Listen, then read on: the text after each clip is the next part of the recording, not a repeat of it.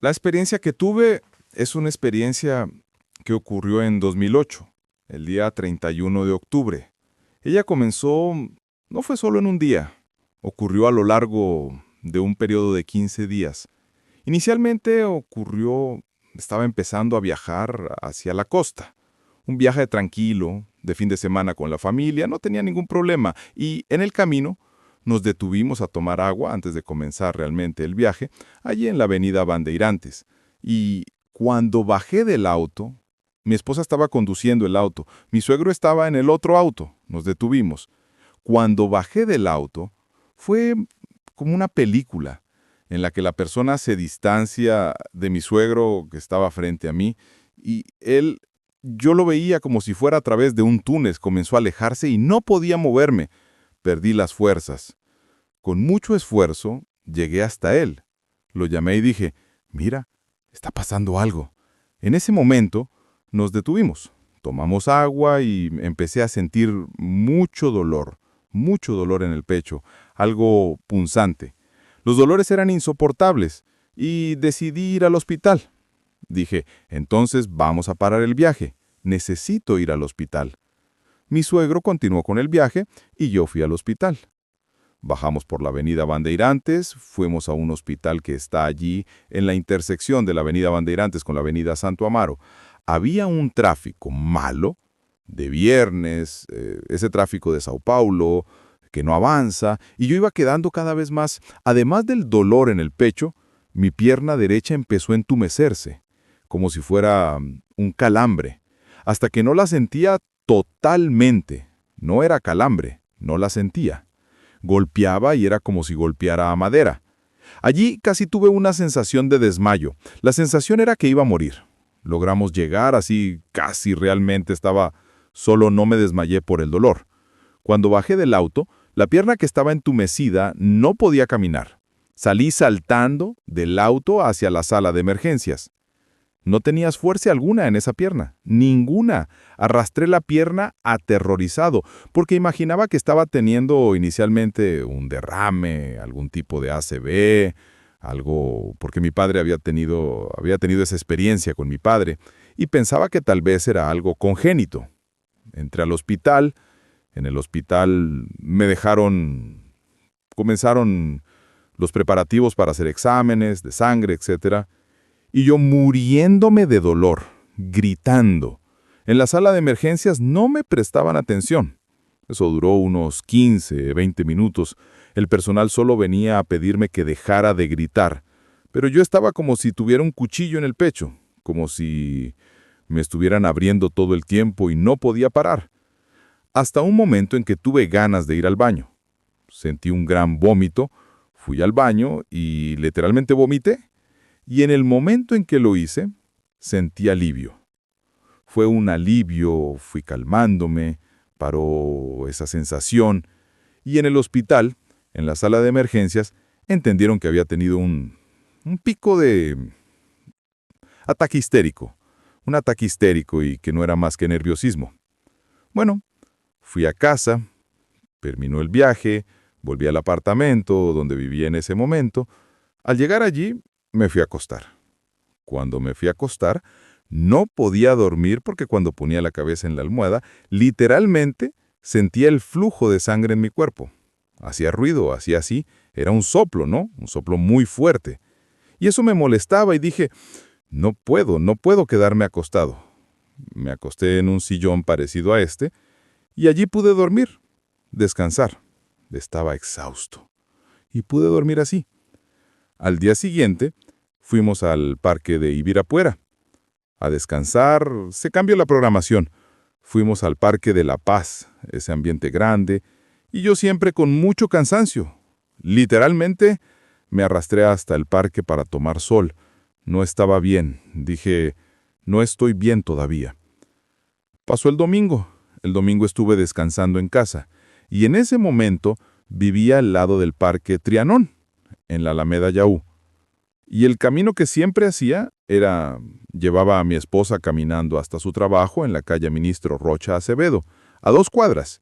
Entonces pasábamos las 2 cuadras del parque, la dejaba allí y Caminaba hacia mi trabajo en la región de la Avenida Paulista. En ese momento me sentía más ligero y pensé, voy a caminar. La llevaré hasta la calle Ministro Rocha Acevedo. Bajo y voy hasta el hospital allí al lado, el Hospital 9 de Julio, para ver qué pasa, porque esto no es normal. Cuando llegué al Hospital 9 de Julio, el personal revisó los documentos y dijo, vaya, su plan no tiene cobertura. Fue desactivado. Es de esas cosas.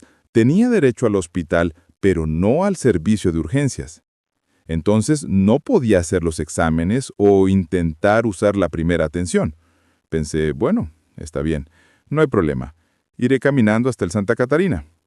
Fui caminando hasta allí, llegué al Santa Catarina, eso es casi 1 kilómetro. Fui caminando despacito, de la manera en que estaba. Daba un paso tras otro. No hay problema. Al llegar al Hospital Santa Catarina, que digo que es mi segunda casa, ellos quisieron tomar mi presión, conté lo que pasaba, me dejaron allí y fueron haciendo varios exámenes. Esto era temprano, entre 8 y 10 de la mañana, y me dijeron, mira, no entendemos bien lo que tienes. ¿Tienes prisa? No, mi tiempo es para esto. Y fueron haciendo varios exámenes hasta que entendieron que tenían que hacer exámenes complementarios que no podían hacerse en urgencias. Tenían que ser realizados en la internación, en la semi-intensiva. Allí en la semi-intensiva, entonces llegó mi esposa, me acomodaron en un lugar adecuado, tranquilo, descansando, esperando y haciendo los exámenes. Y allí hice una gran cantidad de exámenes hasta que en un momento dijeron, mira, no entendemos lo que tienes, porque cada presión que tomaban era diferente. Entonces, supongamos, aquí era 15 por 12. Luego tomaban aquí y daba 18 por 11. Luego tomaban en los pies y también eran otras presiones. Y vamos a hacer un examen en que tienes que ir sedado. Es un examen de ultrasonido, endoesofágico, en el que tenía que tragar el equipo, entonces tenía que estar sedado. Dije, está bien, hagámoslo. Dijeron, si el examen no muestra nada, entonces eres diferente y está bien. Entonces hicieron el examen y constató que tenía una disección de la aorta, tipo 1.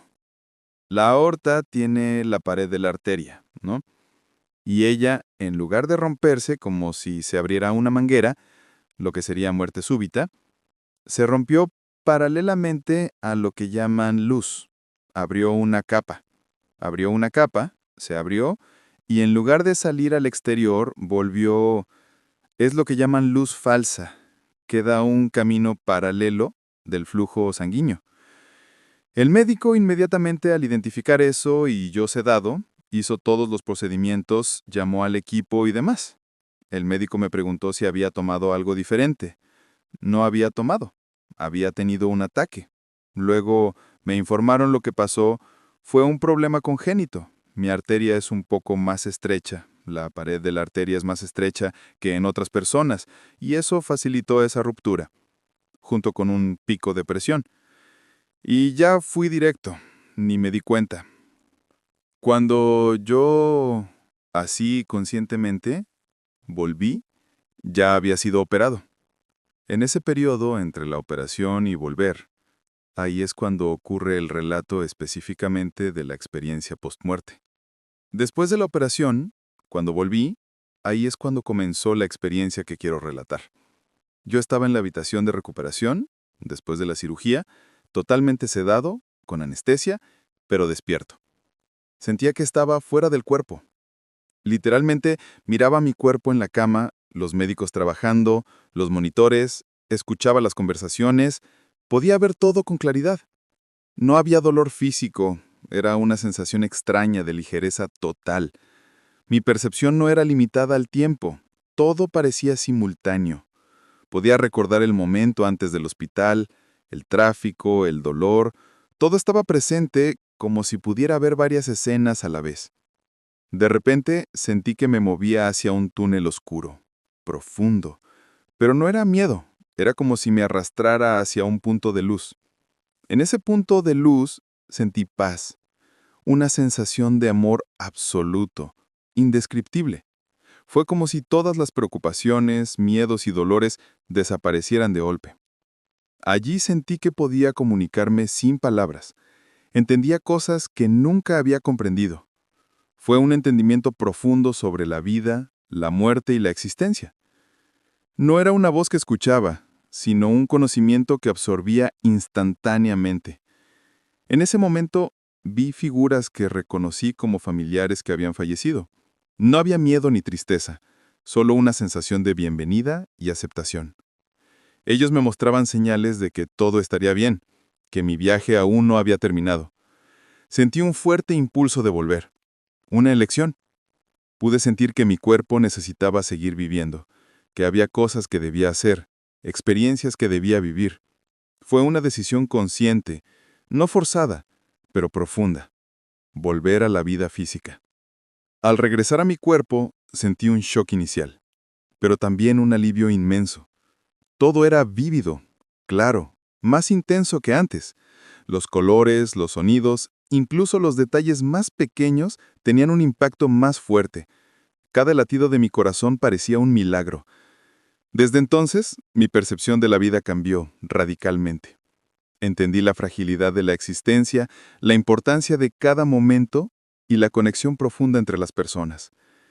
Esa experiencia me enseñó que la muerte no es el final, sino una transición, y que la vida que tenemos ahora es preciosa y debe ser vivida con conciencia y gratitud. Cada dolor, cada alegría, tiene un propósito. Y desde entonces, nunca volví a tomar la vida por sentado.